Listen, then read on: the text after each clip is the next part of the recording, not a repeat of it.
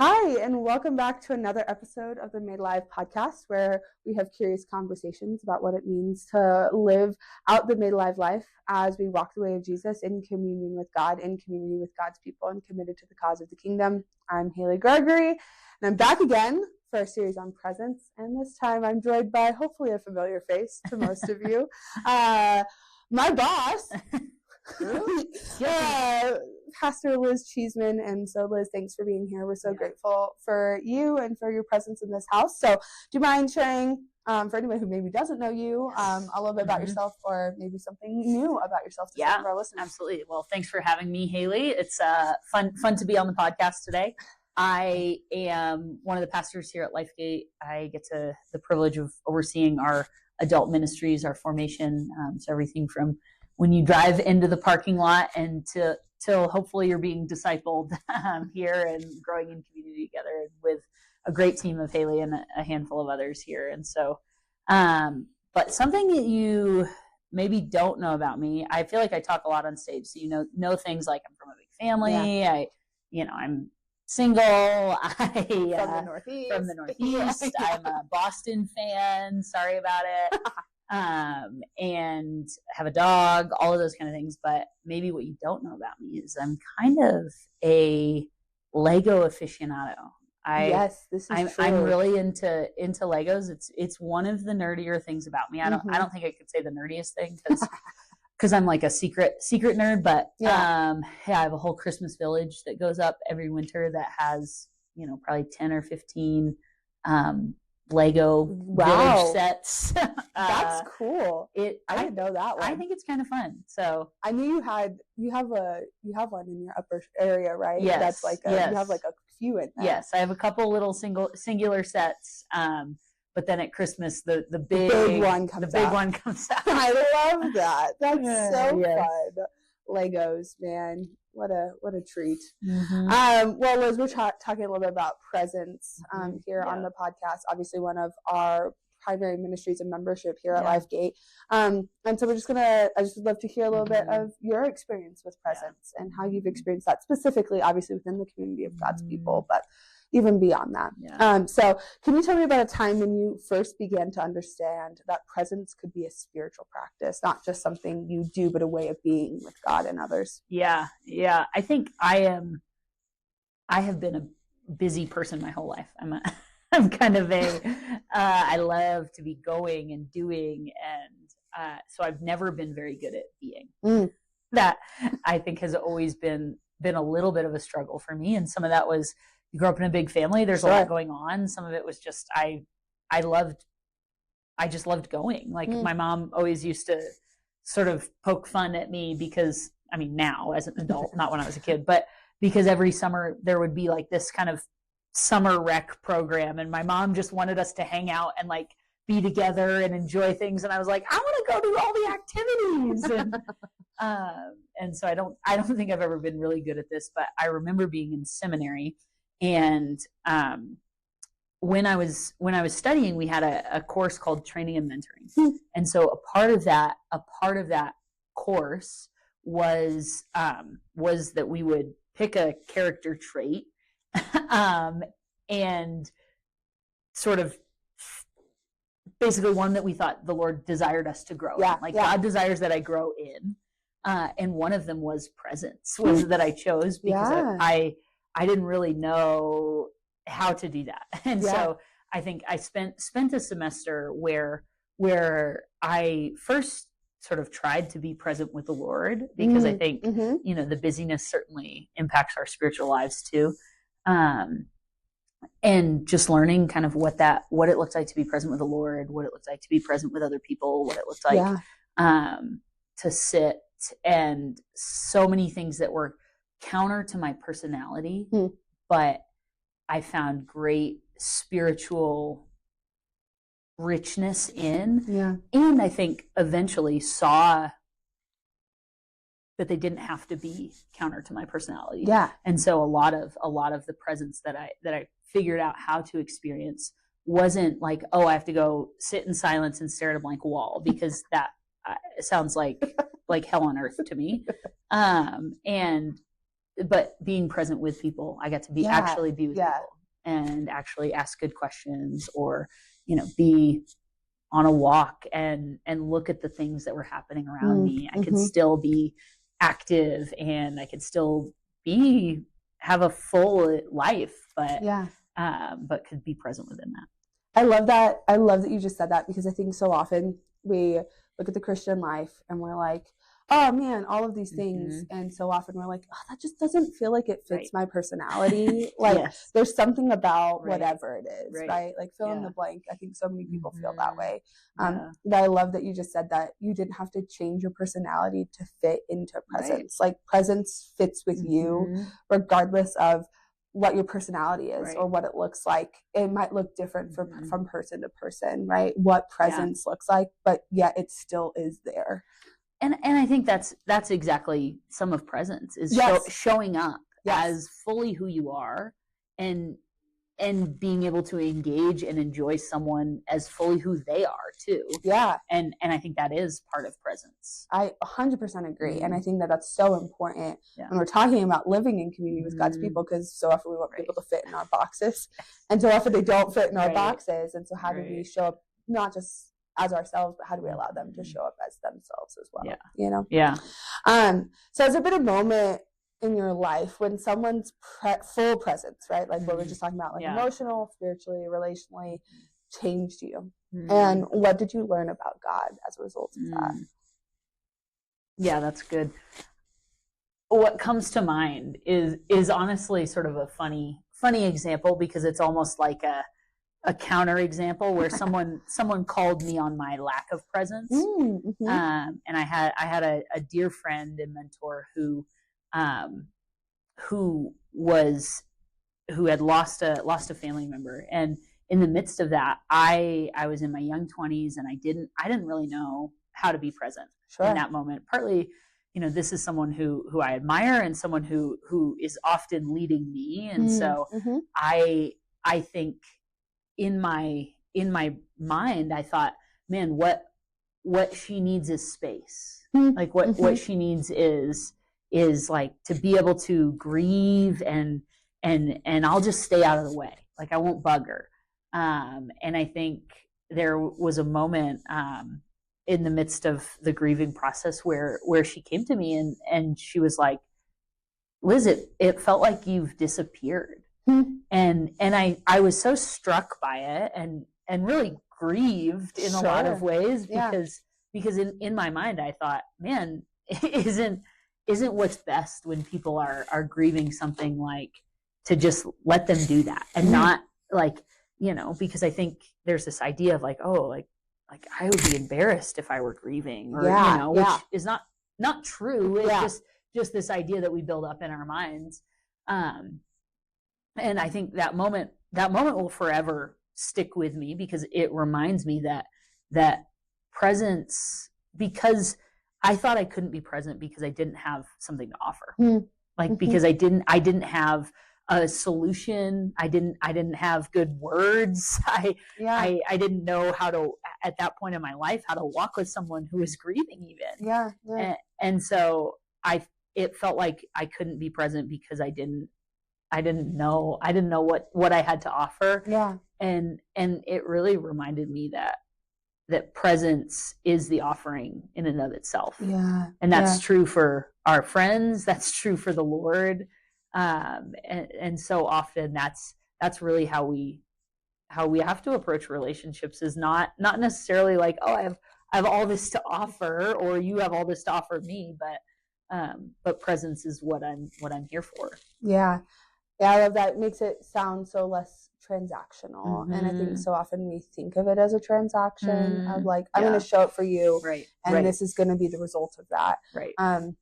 And we have no way of knowing or even being able to acknowledge how just showing up for somebody and sitting with them in the space of that. I just finished listening to like a series of books on Elizabeth Elliot and Jim Elliot, and I loved, there was one moment in it where it was talking about the grief of the people, like of this indigenous tribe that they're working with, and I was just thinking about how often in America we think our grief is our own, and like we have to be on our own in it. And yet like those people all come together to grieve, right? Like in so many cultures around the world, grief is a communal act. It's the idea of wakes, it's the idea of so many things, right?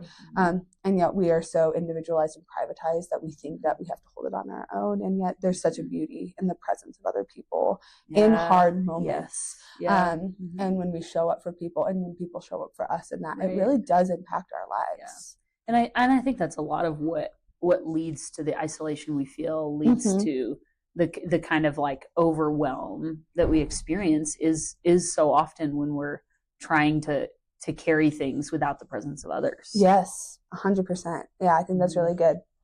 Can you share a story about how your community has embodied like this practice of presence, right? So we've talked about like how you've experienced somebody's presence, but like how has your community embodied this practice of presence in a way that like really impacted you or was really powerful? Yeah, something that stands out to me was 7 or 8 years ago, I had lost a job. And so it was in a season where life just looked a lot different. Had been in the professional world for 8 or 9 years at that point, and I really didn't know kind of what to do. And in that, but what I got to see out of that was people showing up for me with profound presence in every way. And I think that's something. Sometimes it's easy for us to show up in one way of I'll show up for you, I'll bring you a meal, or I'll pray for you, or I'll any of those things. But I think true presence is kind of just what you said of relational, emotional, physical. And so some days it was just like I just really needed a hug. Just really sad. Some days it was, like I was struggling financially and they paid bills for me. That was a type of presence. First of all, just to know that, to have the awareness of what was happening in my life, to know that. But then second, to step in and to be present in that way. But so much of it was just being there, was the prayers in moments, and not offering me advice or solutions, not offering like, oh, it's platitudes, it's gonna be okay, like God's got it, you'll find something new. It was really a season where they cried out on my behalf. We're like, man, this stinks. This is the worst, and we hate this for you and with you, and also we're sitting here with you, and also yes, we will make it through this, but like it still stinks now. And so it was both yes, hope and vision for what could be, but also very much not a rush through what was. Yeah, that's really powerful because it's so much more complex than just like, I think so often we read the story of Job and we see Job's friends showing up for him and they're like sitting with him in his grief, which is beautiful. Kind of. And then they kind of become not great. So we're not going to talk about that part. But like, following God. But like, I think that we just see this complexity in that, like that we're holistic beings, that we don't, our lives are not bifurcated into this is our financial health and our physical health and our emotional health. They're all related to each other. And so when things like that happen, it can take a toll on every area of your life, and how people show up for you, and that is really powerful and can impact your life. And I'm sure, I don't know, maybe you can talk a little bit about this, how it has impacted the way then you show up for others. I think absolutely that was a season that was after the first one that I talked about. And so between those two instances of being called on my lack of presence and then also being shown what real presence in the midst of difficulty it looks like, that it's just given me more vision for people, and I think pastorally too. Of what it looks like to sit with people. And I think I love what Pastor Noop says, that people are not problems to be fixed, but stories to be held. Yeah. And I think that's a really good picture of both the point and the purpose of presence and really how the method of it. Yeah. Because I no longer, I'm like a problem solver. I love solving problems. I love when it's like, okay, here's the thing, like, let's figure out how to remove the roadblocks and like go. But that just isn't what presence is about. And so it's been a reframing for me of, I'm not looking to solve anything. I'm not looking to give like some kind of wisdom around it. And there are times when that happens, certainly. That's not, whatever. But I think for the most part, it's, man, how do I hold this well? Yeah. And that totally depends on the story. Yeah. Like sometimes holding a story well is calling people on something. Sure. Sometimes holding a story well is showing up and providing some kind of tangible solution. Yeah. But I think that's the reality, is that presence allows you to know and to see what it looks like to hold a story well. Yeah. I love that. Holding a story well. Presence is holding a story well. Yeah. I think that is really a powerful idea. So we're going to transition a little bit and talk a little bit about the community of God's people, like showing up here in the church, right? Because I think so often people struggle with that. And they struggle to bring, like we talked about earlier, their whole selves here. And so what does being present in the body of Christ look like for you? Not just showing up, but truly participating with others in faith and love and in vulnerability. Yeah. This is something I would say, well, I guess like all of this, I've had to learn and continue to learn. I think for me and my role, it looks probably different than it would in, just walking in on a Sunday, but I think they have things to offer each other. Coming in as a pastor here at LifeGate, when I first came on staff, I didn't really know what was friendship, what was pastoring, what was like, who am I, what's my role? And I think often it caused me to walk into situations with some expectations of like, okay, what are we like friends? Like, what are you offering me? Like, am I am I your pastor? Like, what am I offering you? And so I think again, like that kind of that picture where it's like, who's bringing what to the table? And I think the reality is that presence doesn't require that. And so presence doesn't require bringing anything to the table. And so when I walk into a space, now it looks different, because certainly there are things that I'm being paid to do that I do have to bring to the table, certainly. Sure. But when I get to be present with people, it doesn't, there doesn't have to be something I'm offering, because I think that's where I get into trouble. Sure. and fail to be present and start. That's where I'm in conversations, and you're like thinking about the next thing you're going to say. Thinking about like, okay, well, what Bible verse could I come up with to? Should I offer prayer right now? Yes. And I think presence, the idea of presence, has freed me to be a better pastor, really. Yeah. Because it allows me to just be with someone, instead of trying to like solve a problem, instead of trying to like move them in a direction. And certainly, I want to be a source of consolation, a source of wisdom, a source of, those kind of things that you hope your pastors offer. Sure. But that's not my goal. Yeah. That's right. That's hopefully just a byproduct of being present with someone. Yeah. It is like you both reciprocally receive something. Yeah.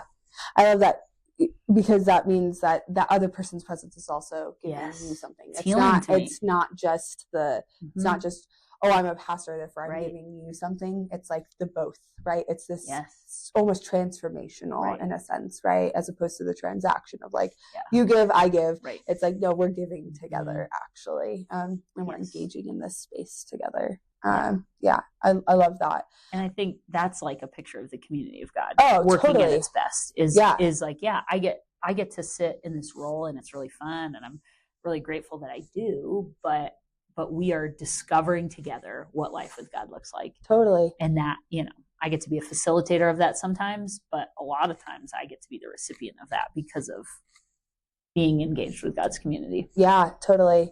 And I think it's this beautiful picture of like the idea of being the body, right? Mm-hmm. Like that we are all different and we all have different functions and different forms. Mm-hmm. And there's beauty in that actually, but there's such harmony when we're working together in that and seeing each other not as something to be solved or some sort of competition to be addressed, but instead harmony, like a brother and a sister working together in this unity, right? It's unifying. Yeah, that's really good, Haley.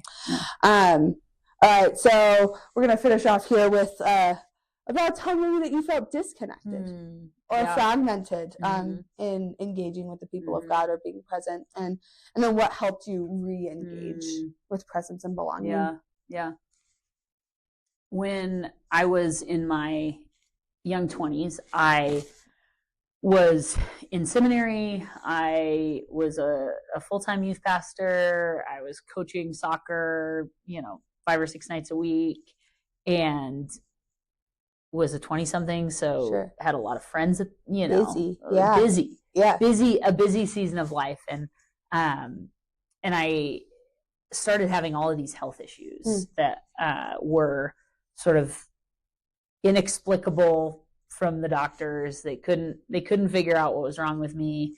And I, going in for all these tests, and it was the kind of thing that was like sort of a little bit painful, a little bit uncomfortable, but not like overwhelming. So it wasn't like all consuming, but it was just another thing. And so all of these things on top together just meant I was living, I think, a fragmented life in general. Sure. And so the easiest thing to go was presence, because I got paid for my job. I was getting grades at school. I had to focus on my health, like all of those things couldn't give. And so the thing that felt like it could was presence, was being in relationship in a real way with people. And so I, started to feel like pretty disengaged. And I think what it really led to, and some of this was because I was working in a church and I was doing student ministry and not going to church, which is would not recommend. But because I was working during the services at my church.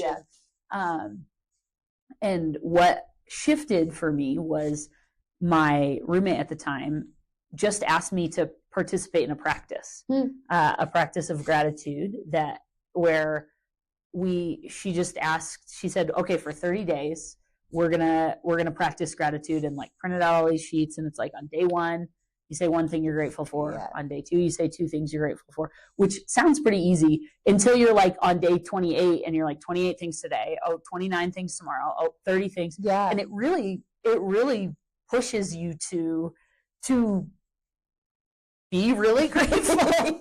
And really to recognize and acknowledge the things in your life that the Lord has done and is doing. Yeah. And I think what it did was it reframed my thinking, and gratitude forces you to be present. Yeah. Because you have to notice. Yeah. You have to notice all of the things that are happening relationally, all of the things that are happening spiritually in the natural world around you. And so much of that just shifted something in me in general. That was a pretty life altering experience of just a month of being so intentionally grateful. And I think sometimes when life feels out of control or fragmented or like, just disassembled, something that's really grounding for me is a practice, is having something tangible to hold on to, where it's, because often with presence, it feels very ethereal. Right. Like a very nebulous idea of like, be present with people. It's like kind of woo woo. Right. And in that season where I didn't feel very present with anything, with my mind, with my body, with my spirit, I felt very detached in every way. Presence was a practice that was really grounded, that made me stop, made me think. It was almost like a gratitude examine where you just reflect on, okay, what happened today, and what are the things that even if I wasn't grateful for them in the moment, I should be grateful for the Lord is leading me to gratitude.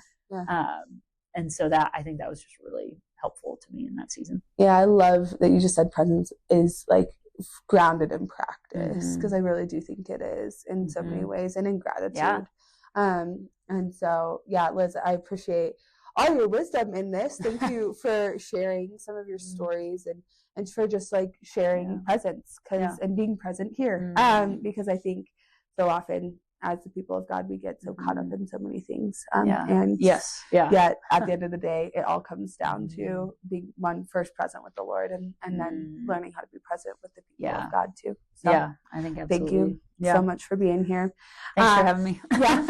And thank you for tuning in. This is actually our last episode on presence, so thanks for tuning in for that, and we'll see y'all again.